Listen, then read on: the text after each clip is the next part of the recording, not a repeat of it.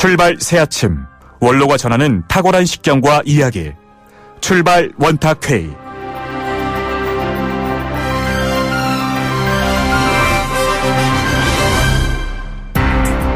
네, 각계 원로들의 탁월한 식견을 통해서 한국 사회를 바라보는 원탁회의 시간입니다. 당장의 시급한 현안의 뿌리 속에 있는 맥락과 본질을 꿰뚫어보는 시간이죠. 출발 새아침 원탁회의, 오늘은 경제 이야기 나눠보도록 하겠습니다. 참여정부 청와대 초대 실장, 정책실장을 역임하셨죠. 최근엔 토마 피케티 등 세계적인 석학과 함께 2018 아시아 미래 포럼에서 한국 경제의 고민들을 풀어내기도 했습니다. 이정우 한국장학재단 이사장 연결하겠습니다. 이사장님 안녕하십니까?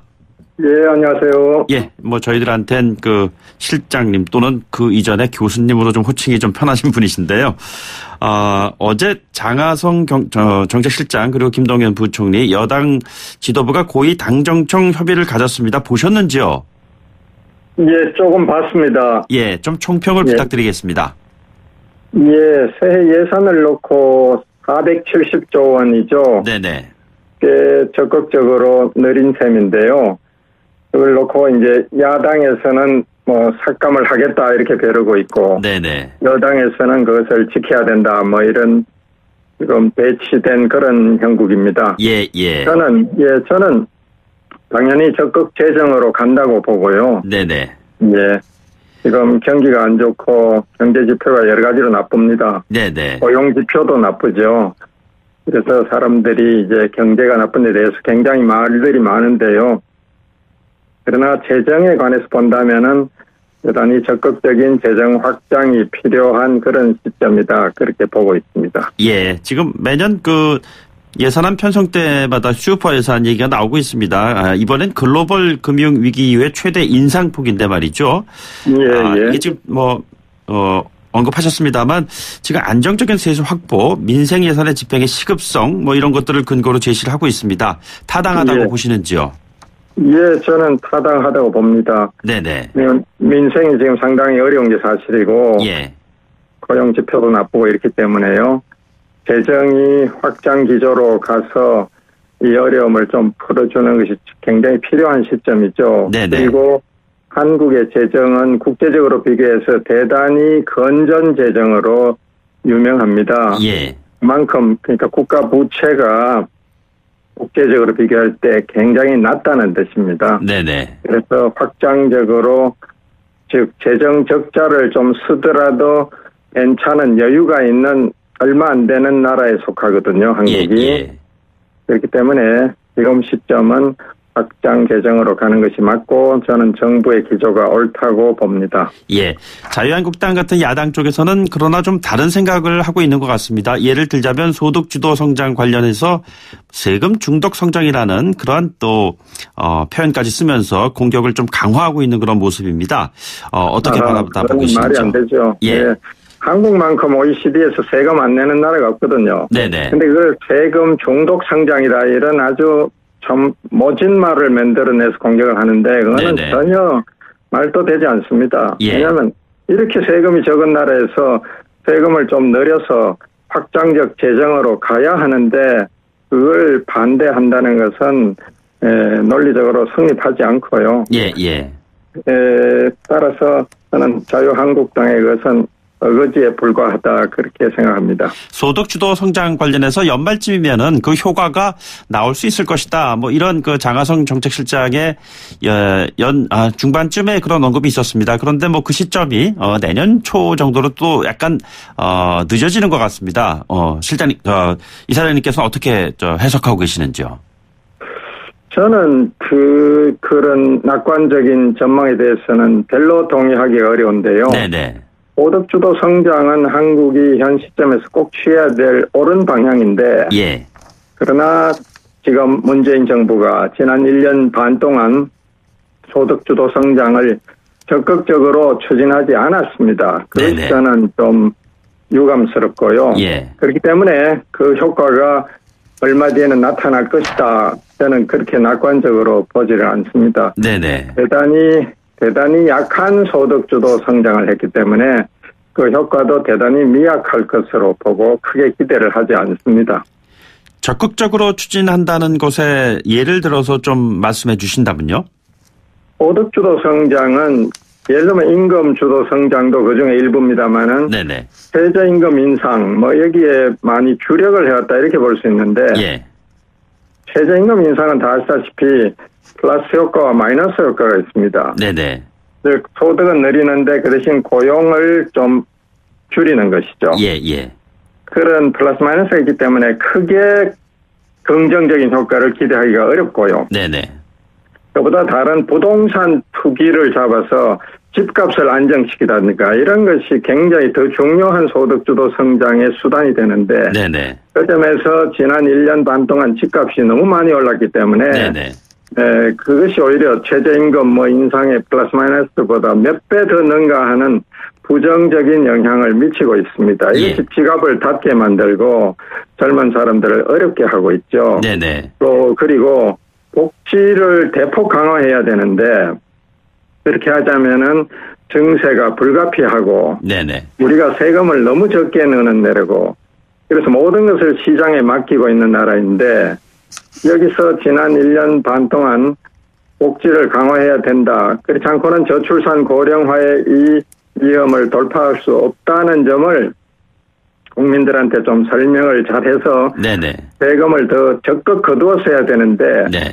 지난 1년 동안에 증세 규모가 5조 5천억에 그치고 있습니다. 예. 너무 소극적이고요. 네네. 그래서 그 정도 갖고는 대대적인 복지 정세가 불가능하니까 네네. 복지 정세, 복지 확대라는 이 중요한 소득주도 성장의 그 정책 수단을 거의 사용을 하지 않은 것입니다. 네네. 그리고 또 하나 중요한 것은 대기업과 중소기업의 관계에서 흔히 이야기하는 갑질 문제, 착취 문제 이런 것을 대대적으로 건절했어야 하고 새로 출발했어야 하는데 네네. 그 점에서도 대단히 미온적이라서 중소기업의 소득이 순환하게 하는 그 메커니즘도 지금 아주 약하게 작동하고 있다. 네네. 그렇게 보기 때문에 저는 이 세 가지 소득주도 성장에 급하게 했어야 될 이 중요한 세 가지를 실기를 하지 않았나 그렇게 보고 있습니다. 그 점에서 저는 소득주도 성장은 방향은 옳은데 이 정부의 그 정책 실행에서는 상당히 미흡했다 그렇게 보는 것이죠. 예, 어제 장하성 정책실장이 한국 경제 언급하면서 근거 없는 위기론 얘기했습니다. 오히려 그 근거 없는 위기론 때문에 경제에 악영향을 줄 것이다 이런 진단을 했는데요. 앞으로 정책적 기조를 변함없이 밀고 나가겠다 했는데 지금 이사장님께서 보시기에는 그 기회 자체를 오히려 지금 실기했다는 말씀이시지 않았습니까? 지금이라도 늦지 않았다. 더욱더 강화해야 된다 이런 의견을 가지고 계시는 건지요? 예. 그 위기론은 여러 번 있었는데 사실 과장된 경우가 많았고요. 네네. 이번에도 그럴는지도 모르겠습니다. 근데 문제는 소득주도 성장이 옳은 방향인데, 예. 옳은 방향인데요. 이것을 국민들한테 잘 설명해서 왜냐하면 새로운 이론이고 새로운 방향이니까요. 네네. 그래서 처음부터 잘 설명을 해서 소통을 하고 그래서 세금도 더 두고 부동산 투기도 보유세를 강화해서 근본적으로 이것을 막았어야 되는데 그렇게 하지 않았단 말이죠. 네네. 그런 점에서 저는 대단히 미흡한 소득주도 성장이다. 그래서 효과가 없고 지금 경제가 물론 경제 어려운 것은 여러 가지 국제적인 이유 여러 가지 이유가 있지만은 그 점에서도 정부도 좀 부족한 점이 있었다 이렇게 보는 것이죠. 예, 결국엔 사람이 그 일을 해야 할 텐데요. 김동연, 장하성, 이른바 김앤장이라는 표현까지 요즘에 나오고 있습니다만 투톱 교체설이 지금 나오고 있습니다. 이 교체설 지금 이 시점에 타당하다고 보시는지요? 예. 사람에 대한 이야기라서 그것도 아는 사람들이라서 제가 말하기는 조금 어려운데요. 네네. 어쨌든 지금 교체설은 제가 언론 읽어보니까 거의 기정사실로 돼 있는 것 같고. 네네. 더 이상 저는 언급은 하지 않겠습니다. 예전에 정책실장직을 맡고 계시면서 관료 출신의 경제부총리들 당시에 구체적으로 김진표, 이현재 이런 부총리들과의 이견, 갈등 이런 것들을 언론상에서 많은 국민들이 좀 봐왔습니다. 비슷한 그런 환경 지금도 비슷한 환경이라고 보고 계시는지요?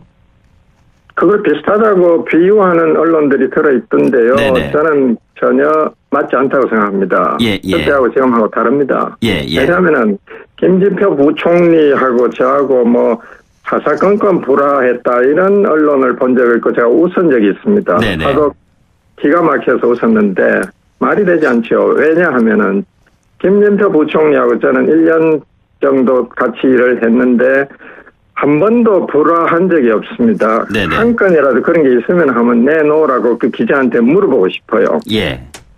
정말 불화하지 않고 열심히 두 사람이 할 일 잘 했거든요. 네네. 그렇습니다.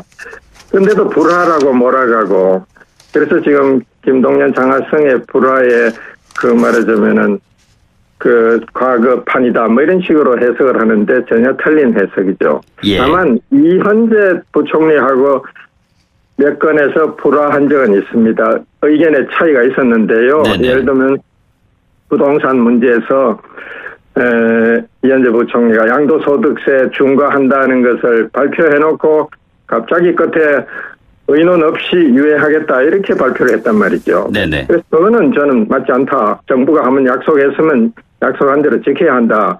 이렇게 원칙대로 어디 다른 데서 청중 질문으로 하길래 제가 답을 한 것이 그래서 불화가 생겼는데요. 네네. 어쨌든 이현재 부총리하고는 몇 가지 의견 차이가 있었던 건 사실입니다. 예. 그러나 김진표 부총리하고는 정말 불화가 없었습니다. 네네. 이사장님, 보유세 강화하고 세금을 좀 많이 걷어들이고 그 세금을 많이 풀어서 이 분배를 통한 성장을 좀 이루어내야 된다는 그런 요지에 지금 말씀하고 계시는데요. 흔히 일각에서는 성장 없는 분배가 가능하겠냐라는 또 이의를 제기하는 분들도 많은 것 같습니다. 어떻게 보고 계시는지요?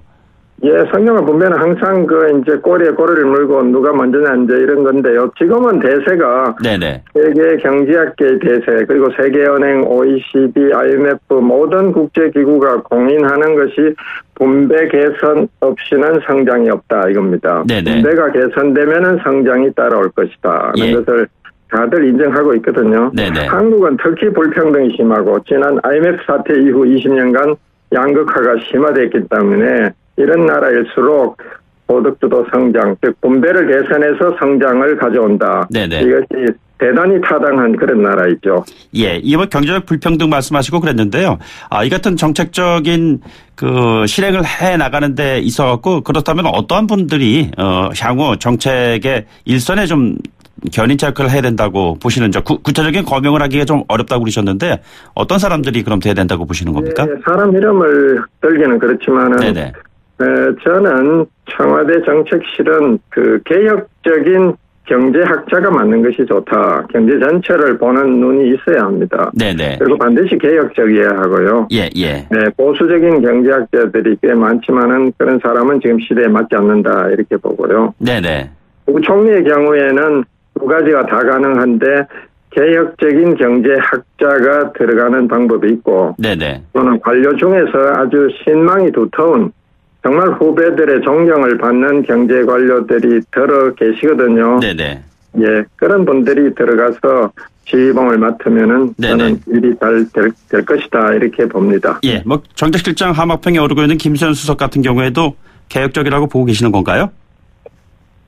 글쎄요. 그분은 경제학이 전공이 아니기 때문에 네네. 정책실장을 맡기에는 곤란한데요. 네네. 왜냐하면은 정책실이 하는 일이 3분의 2가 경제입니다. 네네. 국내 정책의 3분의 2가 경제이기 때문에 경제를 모르는 분은 정책실장을 맡기가 사실 좀 곤란하다 이렇게 봅니다. 알겠습니다. 이사장님 오늘 말씀 고맙습니다. 예, 수고했습니다. 네, 지금까지 이정우 한국장학재단 이사장이었습니다. 8시 뉴스 듣고 3부에서 뵙죠.